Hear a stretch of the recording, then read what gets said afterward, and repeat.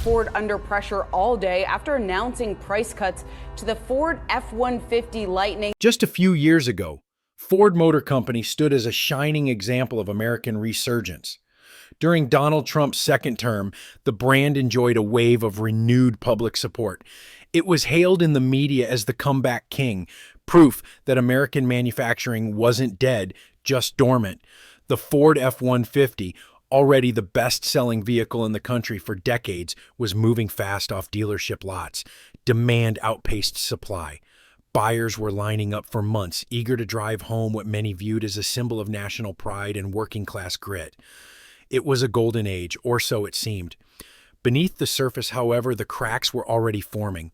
Real quick, if you're into videos that cut through the noise and break things down clearly, go ahead and hit that like button.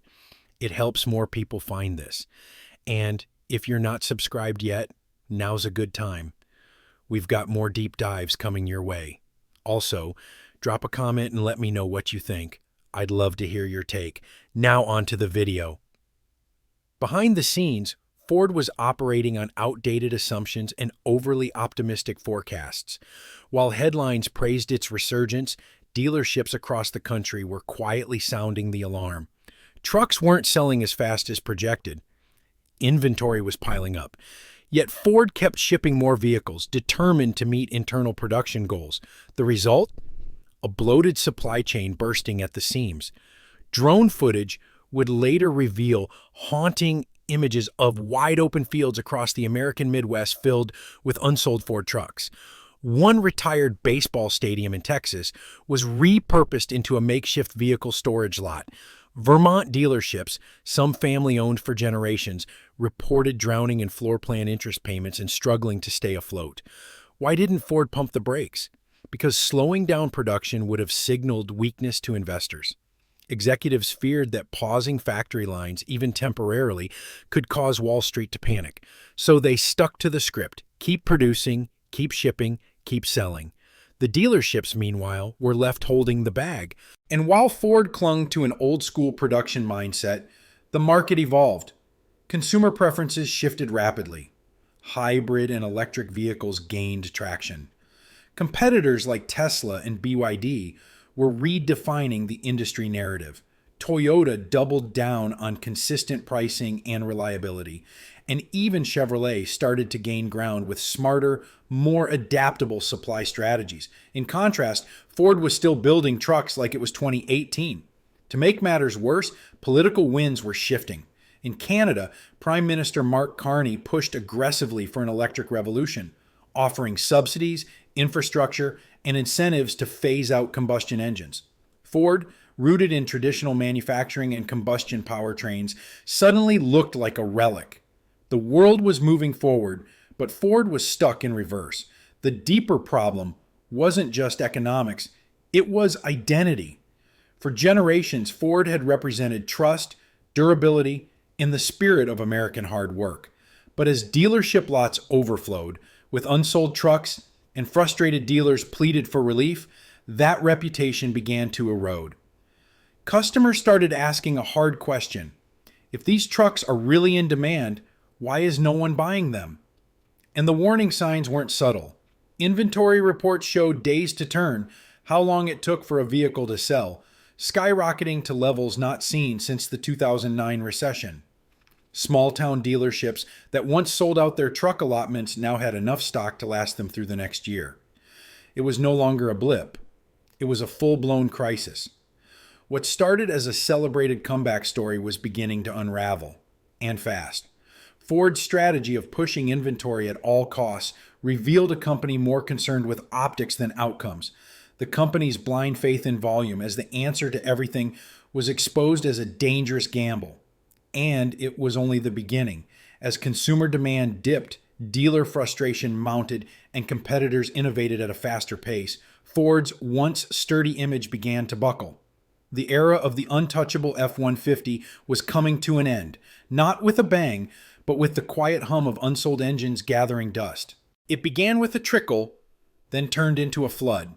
Across rural America, dealership lots once considered the heartbeat of local economies started overflowing with unsold Ford trucks. The F-150, long revered as a dependable workhorse, now stood idle in neat rows, untouched, unwanted. What once symbolized strength and reliability had become a logistical nightmare. As inventory ballooned, dealers grew desperate. Many small-town dealerships lacked the space to store the relentless shipments of vehicles pouring in from Ford's factories. Creative solutions emerged, parking trucks on farmland, converting abandoned shopping centers into vehicle lots, and even using private property under handshake agreements with neighbors. In Texas, a decommissioned baseball stadium became a temporary storage site. It looked more like a scrapyard than a showroom. But this wasn't just a space issue. It was financial. Most dealerships don't own their inventory outright. They use floor plan financing, borrowing money to stock vehicles, with the expectation that they'll repay the loans once the cars sell. But when vehicles don't move, those loans accumulate interest and fast. One dealership in Vermont reported burning through over $15,000 a month just in interest payments on unsold trucks. Another in Ohio said it had to let go of 4 employees to keep the lights on. The desperation reached a boiling point during a tense conference call between regional Ford managers and dealership representatives. One dealer, voice shaking with frustration, pleaded, "We don't have room. We don't have buyers. Please, just stop sending us more trucks." According to sources on the call, Ford's response was blunt and unapologetic. Targets must be met. Why was Ford so insistent on shipping more vehicles when dealers couldn't sell what they already had? The answer lies in optics. Internally, Ford was under pressure to maintain strong quarterly figures for investors. Meeting production and delivery targets, even if those deliveries sat unsold, allowed executives to report solid numbers to Wall Street. Inventory lingering at dealerships could be spun as in transit or awaiting market absorption, masking the actual slump in consumer demand. This disconnect between the corporate boardroom and ground-level reality marked a turning point. Dealers, once loyal partners in Ford's legacy, began to feel abandoned. Many had sold Ford vehicles for generations, proudly representing the brand in their communities. Now, they felt more like dumping grounds than respected collaborators. Worse, the cultural significance of the F-150 made the oversupply sting even more. This wasn't just another vehicle. It was the vehicle, a pillar of blue-collar pride. Seeing it idle, unwanted, and discounted felt like an insult to the legacy it once held. Rural dealerships were hit first, but the problem quickly spread to urban centers. Flagship stores in cities like Chicago, Phoenix, and Denver began to report the same issue. Empty showrooms, full lots, and no buyers. 6 months into the crisis, showroom silence became deafening. The psychological toll was immense.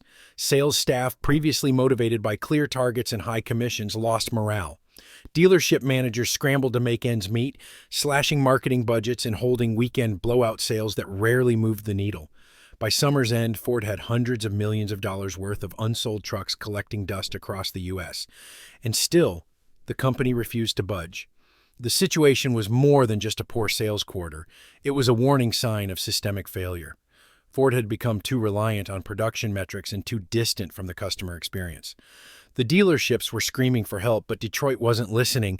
What should have been a manageable slowdown became a full-blown collapse in trust between Ford and its dealer network. And as the trucks kept coming, so did the resentment. While dealerships drowned in unsold trucks, Ford made a move that shocked even its most seasoned observers. It raised prices. The decision seemed almost surreal. With lots overflowing and customers already hesitating, Ford increased the prices of its 2025 models. The explanation? Rising inflation, supply chain disruptions, and the reintroduction of tariffs on Chinese EV components under President Trump's new economic plan. Internally, Ford's finance department framed it as a value realignment. The messaging was clear. Higher prices meant higher perceived value. But customers weren't buying it, literally or figuratively.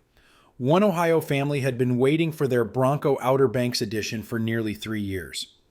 Just weeks before delivery, the price jumped by $6,000. Feeling betrayed, they walked away from the purchase. Their story wasn't unique. Social media platforms lit up with similar accounts. longtime Ford buyers feeling burned by last-minute price changes that pushed their dream cars out of reach.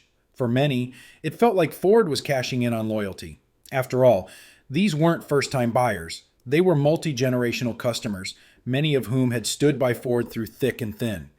But the price hikes felt tone deaf, especially coming after a pandemic during a fragile economic recovery. Inside Ford, marketing teams tried to reframe the narrative.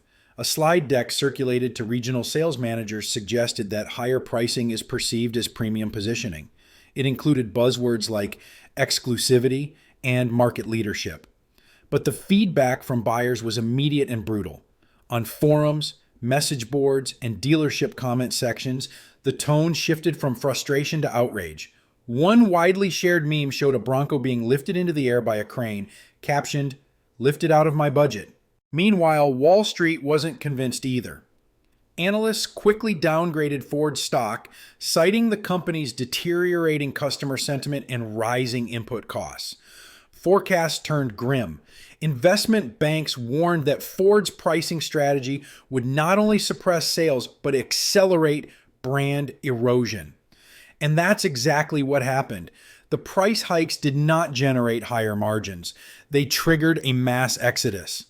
Buyers turned to alternatives. Toyota's steady, no-nonsense pricing won fans. Tesla's aggressive discounting on the Model Y and Model 3 attracted tech-forward drivers. Even GM's often overlooked Silverado gained traction simply by staying affordable. Ford's price hike gamble, meant to protect profit margins, ended up burning the very people who had kept the company afloat during tough times. The financial hit was bad, but the reputational hit was worse. Customers started saying what Ford's executives had long feared: this isn't the same Ford anymore. As the price hikes set off a firestorm of outrage, something unprecedented began to unfold within Ford's once loyal dealer network: open rebellion. For decades, Ford dealerships had been the company's bedrock, franchise partners bound by both business and tradition. Many were multi-generational family-run operations that had proudly flown the Ford banner for half a century. But by mid-2025, the tone had shifted. What began as whispered frustration turned into loud defiance. It started with emergency meetings. Dealership councils convened across the country, from Michigan to Texas, from the Northeast to the Deep South. The mood was tense. What used to be a space for marketing updates and launch plans turned into battlegrounds of grievances. Dealers felt cornered, overstocked, undercut, and unheard. One Midwest group drafted an open letter to Ford corporate. The language was blunt, accusatory, and unfiltered. It accused Ford of corporate sabotage, charging that the company had prioritized short-term optics over long-term health. The letter demanded immediate reforms, reduced shipments, more pricing autonomy, and full transparency on production forecasts. The rebellion didn't stop at letters. Some dealers began offering unauthorized discounts, dubbed cash-on-the-hood deals, in violation of Ford's franchise agreements. Word spread quickly. Customers whispered about backdoor deals, and local news outlets started catching wind. Ford's legal team responded with a hammer. Warning letters were sent out to dealerships suspected of violating pricing guidelines. Some were threatened with license revocation. The message was clear: toe the line or lose your dealership. But the threats only deepened the divide. At a dealership in California, tensions exploded when a frustrated general manager was caught on TikTok spray painting a showroom banner with the words, "No more Broncos." The clip went viral, drawing millions of views and sparking a national conversation about the brand's internal meltdown. Competing automakers wasted no time. Subaru and Chevrolet sales reps were spotted handing out coffee and flyers outside Ford dealerships, offering test drives, trade-in bonuses, and, in some cases, open criticism of Ford's recent decisions. Ford's house was burning, and its rivals were fanning the flames. Meanwhile, reports surfaced that Trump's Justice Department was eyeing some Ford dealers for possible tax fraud related to inventory misreporting. Though no formal charges were announced, the rumor alone created panic. One dealership in San Diego was subjected to a full audit. The staff, under stress, described the experience as corporate hell. The rebellion had morphed into something bigger: an existential crisis for Ford's entire franchise model. The company's centralized control strategy, once a pillar of its operational strength, had become a chokehold. Dealers were no longer partners, they were prisoners. For Ford, the rebellion wasn't just bad optics, it was a breach in the foundation. Without the support of its dealers, the brand's presence across America, especially in rural and suburban communities, would collapse. And with each passing week, the damage deepened. Trust eroded, relationships frayed, and the banner that once read, "Built Ford Tough," now seemed like a bitter joke. Back in 2021, the rebirth of the Ford Bronco was hailed as a triumph. Marketed as the return of rugged Americana, the Bronco wasn't just another SUV. It was a cultural moment.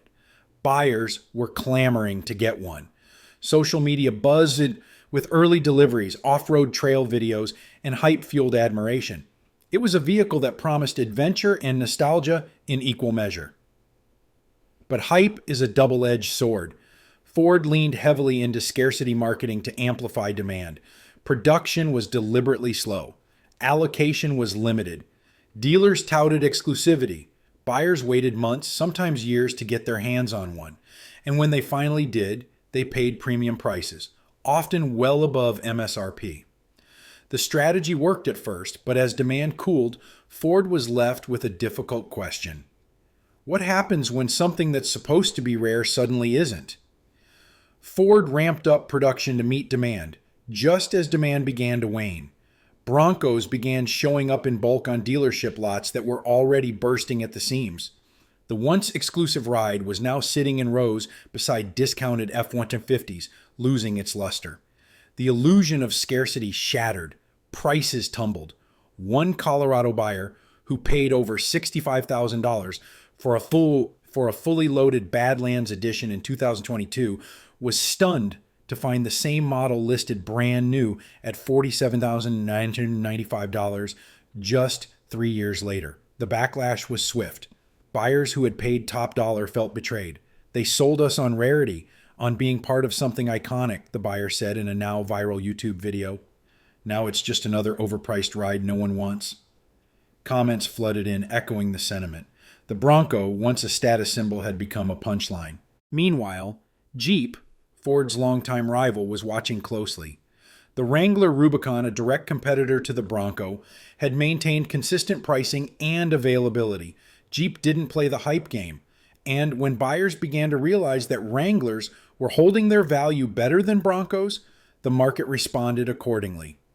Adding to the insult, Canadian steel subsidies championed by Prime Minister Mark Carney helped Jeep keep costs low and pricing stable. While Ford was adjusting prices weekly, Jeep was quietly eating into its customer base. Inside Ford, chaos reigned. Leaked emails revealed that top executives were considering a temporary halt in Bronco production to cool the market and salvage the brand's reputation. But the leadership was divided. Some argued for a pause, fearing deeper losses. Others pushed to keep the lines moving, believing that slowing down would be seen as weakness. No consensus was reached. The factory doors stayed open, and more Broncos rolled out, only to sit unsold. Ultimately, the fall of the Bronco wasn't just about oversupply or price tags. It was a symptom of a deeper flaw in Ford's playbook: short-term hype over long-term value. The company had chased attention instead of building resilience, and in doing so, it had turned its most anticipated vehicle into one of its biggest failures. The Bronco's collapse sent a chilling message through Ford's executive suite. Even your crown jewels aren't safe if you don't adapt. For over 4 decades, the Ford F-150 reigned supreme. It wasn't just the best-selling truck in America, it was the best-selling vehicle, period. The F-150 was woven into the American fabric, representing everything from hard work and reliability to patriotism and pride. Contractors, farmers, veterans, and weekend adventurers all shared one thing in common: they trusted the F-150.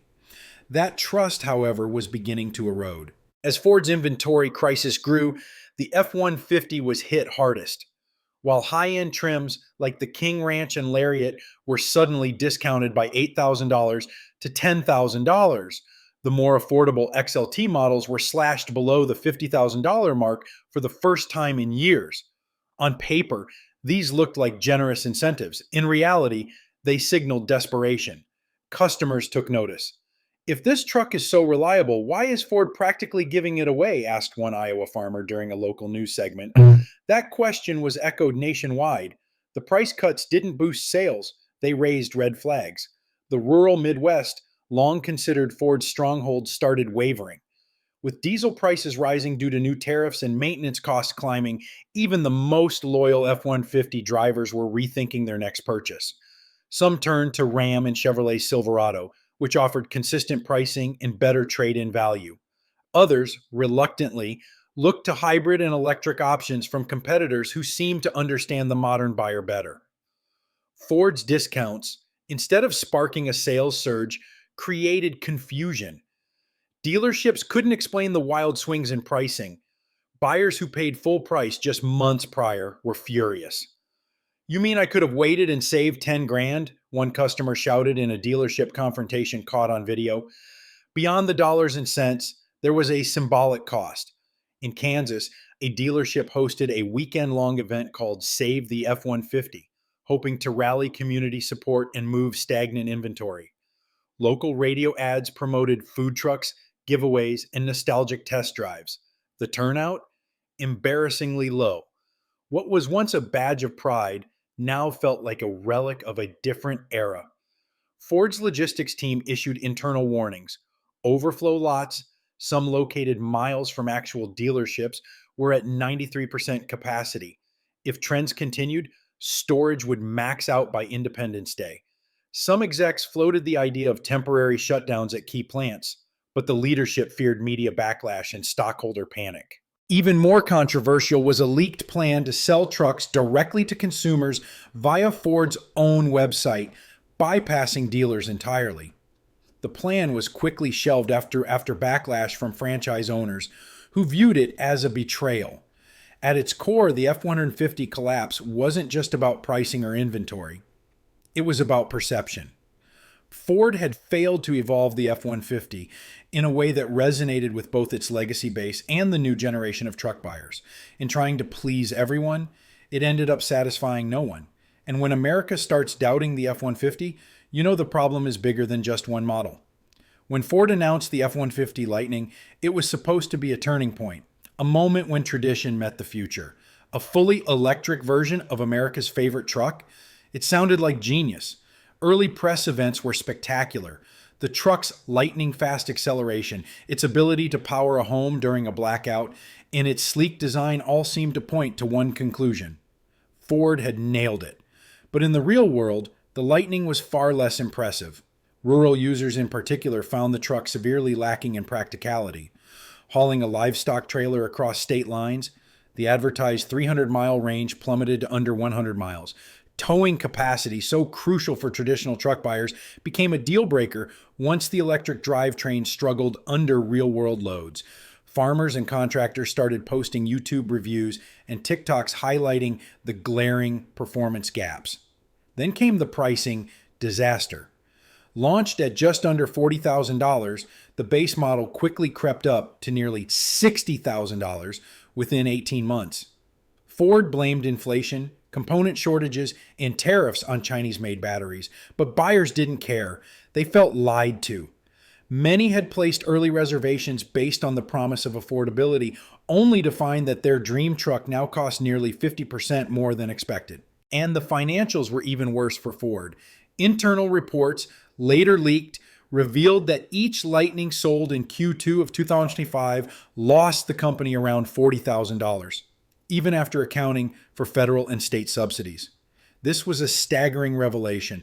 The very vehicle Ford had banked on to modernize its image was bleeding cash. Production lines at the Rouge Electric Vehicle Center began slowing down. Unofficial hiring freezes followed. Media outlets caught wind of the disarray. Headlines shifted from Ford's electric future to Ford's EV faceplant. Analysts who had once praised the Lightning's ambition now called it a cautionary tale. Buyers walked away in droves. Tesla's Cybertruck offered more range and better software integration. BYD's compact electric trucks, made in Mexico to bypass tariffs, entered the market at half the price. Even Toyota's all-electric pickup, supported by Canadian green subsidies, became a more attractive option. The final blow came when Ford's own data showed a collapse in consumer trust. The Net Promoter Score, a metric that measures how likely customers are to recommend a brand, hit its lowest point in company history.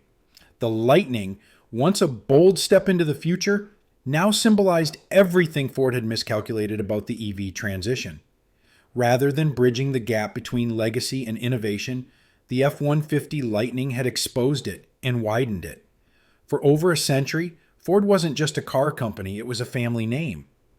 The kind of brand that got passed down from generation to generation.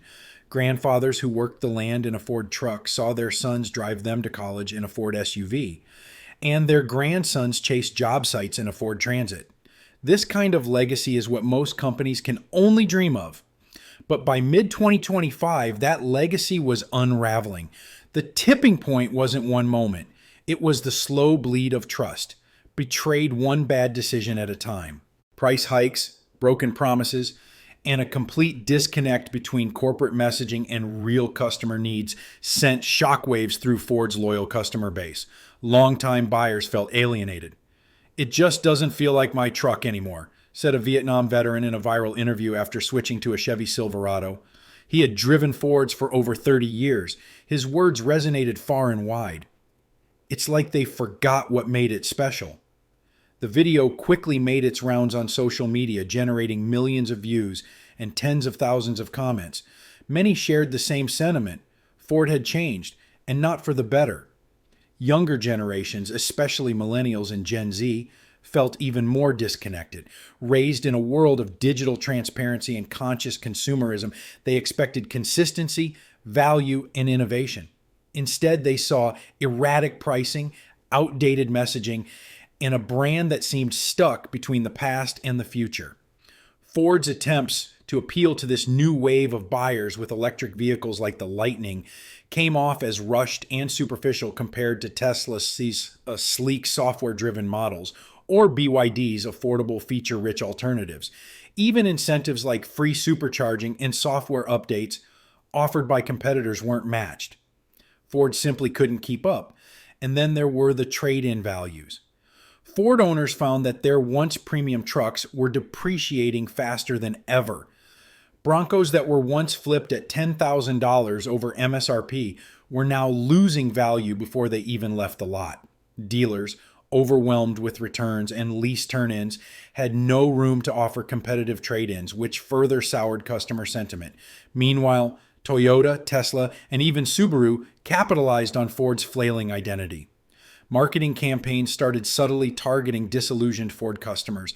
Slogans like "reliability you can count on" and "built for what's next" began appearing online and near Ford dealerships. Internal data confirmed the exodus. Ford's Net Promoter Score cratered.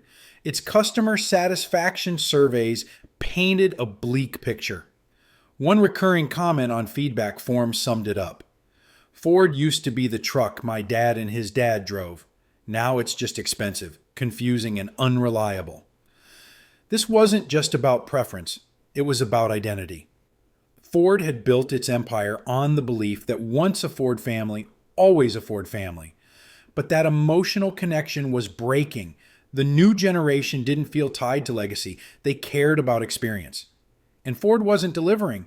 By Q3 of 2025, analysts noted a measurable shift in brand allegiance. First-time truck buyers were leaning towards Ram Chevy or hybrid Japanese models. Ford's brand equity, the intangible value of its name, was plummeting. And once brand loyalty is lost, it's incredibly hard to win back. Ford, once a symbol of trust and tradition, was now fighting to remain relevant, not just in the market, but in the minds of the very people who once kept it alive. The reckoning came during Ford's Q2 2025 earnings call. CEO Jim Farley stepped onto the stage determined to put a positive spin on what insiders already knew was coming.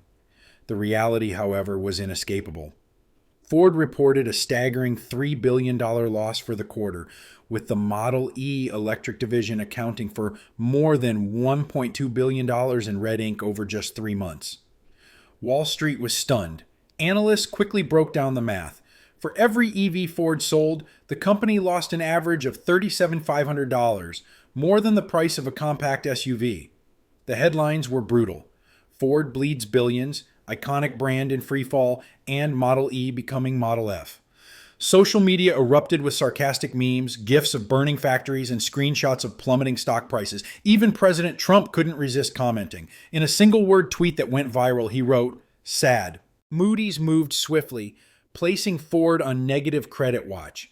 If losses continued, the company's credit rating would fall into junk territory. That would mean higher borrowing costs, tighter cash flow, and increased risk of investor exodus. The shockwaves weren't just felt in Detroit. Institutional investors in Ontario, Texas, and Singapore started dumping Ford stock at alarming rates. And it wasn't just the electric division. Traditional sales were slumping too. Incentives and discounts slashed into profits. Warehousing costs skyrocketed as unsold inventory accumulated. Overhead ballooned while revenue shrank. A leaked internal memo revealed that Ford was exploring cost-cutting measures, including potential layoffs, at its Rouge Electric Vehicle Center. Morale among employees, already shaken by internal strife, dropped further. Meanwhile, dealership networks were suffering from the financial fallout. Franchisees, especially in rural areas, were operating on razor-thin margins.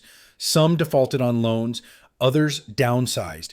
A few walked away from their franchises entirely, citing irreconcilable differences with corporate leadership. The bigger issue, however, was perception. Ford's financial woes weren't isolated. They were dragging down confidence in the entire American auto sector. Competitors started distancing themselves in public statements. Stock analysts warned that Ford's instability could spook the market and spark a broader sell-off of legacy automakers. The word bankruptcy began circulating, not in official channels, but in investor forums, Reddit threads, and behind closed doors on trading floors. Ford attempted damage control. PR teams released statements emphasizing long-term vision, strategic pivots, and resilient fundamentals. But none of it stuck. The numbers didn't lie. And neither did the mood on Wall Street. The irony was bitter. Ford had bet big on the future with EVs and technology, but in doing so, it had destabilized its present. Without a clear path to profitability, without strong leadership consensus, and without the loyalty of its customer base, Ford was not just losing money, it was losing control. Ford's story wasn't supposed to end like this.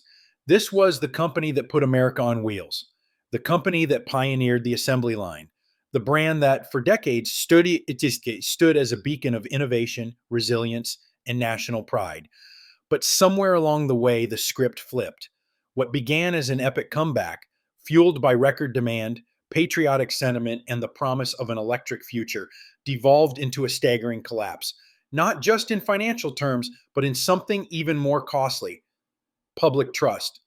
The F-150, once a symbol of reliability, now sits unsold in fields and makeshift lots. The Bronco, once a triumphant comeback story, became a case study in overhype and underdelivery.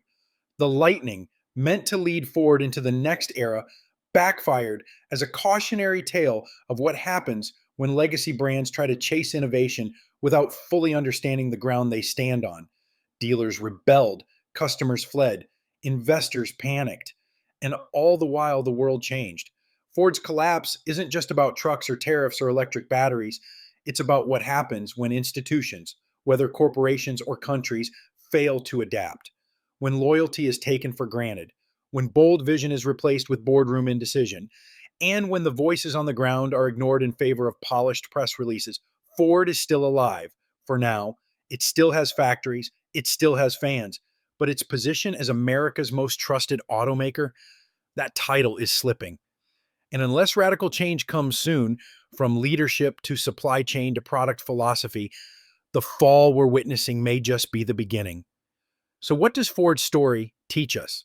It teaches us that no legacy is too big to fail, that even giants can stumble, especially when they stop listening, and that in a world moving faster than ever, staying the same is the most dangerous move of all. Once again, thanks for watching this video. If you got something out of this, hit that like button and make sure you're subscribed so you don't miss the next one. And hey, let me know your thoughts in the comments. Agree, disagree, or something in between? I'd love to hear it.